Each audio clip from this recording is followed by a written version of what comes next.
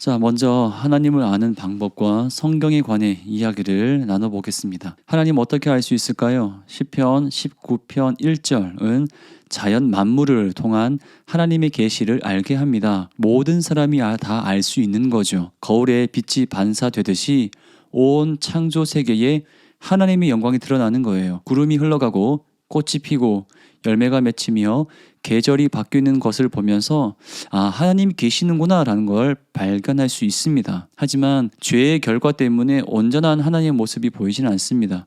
어렴풋하게만 볼 수 있습니다. 그래서 하나님께서 우리들에게 주신 것이 바로 성경, 하나님의 말씀이에요. 하나님은 자신이 어떤 분이시고 어떤 일을 하셨고 어떻게 하실 것인지에 관해서 성경을 통해 우리들에게 알려주십니다. 그런데 사실 하나님이 이렇게까지 하실 필요는 없는 거거든요. 하나님이 아쉬울 게 없기 때문에 그렇습니다. 단지 그의 자녀를 사랑하시는 그 사랑을 나타내 주시는 겁니다. 자녀된 우리가 하나님 안에서 참된 자유를 맛보게 하시기 위해서 하나님 스스로를 알려주시는 성경을 우리들에게 주시는 것이고, 그렇다면 우리가 그 자유를 누리기 위해서는 그 성경을 읽어야 하겠다라는 거죠. 질문드립니다.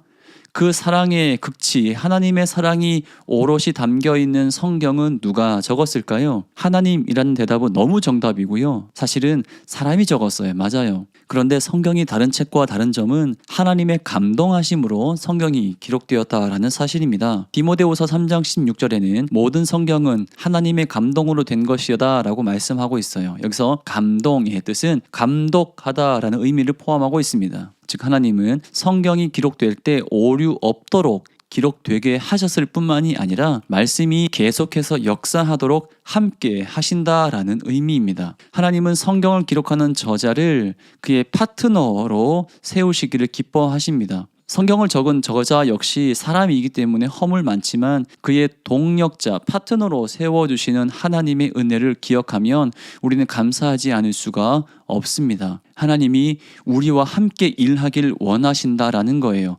나의 부족함과 연약함에도 불구하고 하나님은 우리를 하나님의 일 가운데 파트너로 불러주신다는 사실을 꼭 기억하시길 바랍니다. 성경의 모든 구절들이 중요합니다. 하지만 성경의 주인공을 찾는 작업은 우리가 놓치지 말아야 하겠습니다. 구약 성경은 오실 메시아에 대해서 말씀합니다. 그리고 신약은 오신 예수님, 그리고 다시 오실 예수님에 관해 기록되어져 있습니다. 다시 말해서 성경 전체의 주인공은 예수님이시고요. 그분의 스토리로 가득한 책이 바로 성경이에요. 우리의 삶이 예수님 중심이어야 하는 이유도 여기 있습니다. 앞에서 말한 대로 참 자유를 누리기 위해서는 성경을 읽어야 합니다. 그런데 그 성경을 읽으면 예수님을 발견할 수 있어요. 성경 중심, 즉 예수님 중심의 우리 모두의 삶을 살아가기를 다시 한 번 더 소망합니다. 지금까지 우리는 하나님을 아는 것과 성경에 관해 알아보았습니다. 하나님은 창조 세계를 통해 자신을 알려주시고 특별한 계시의 방법으로 성경을 우리에게 주셨습니다. 성경은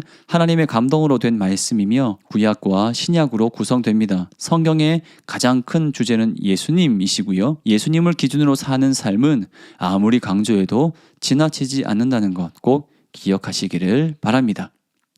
다음에 알아볼 것은 성경을 통해 말씀하시는 하나님은 그럼 도대체 어떤 분이신지에 대해서 살펴보도록 하겠습니다.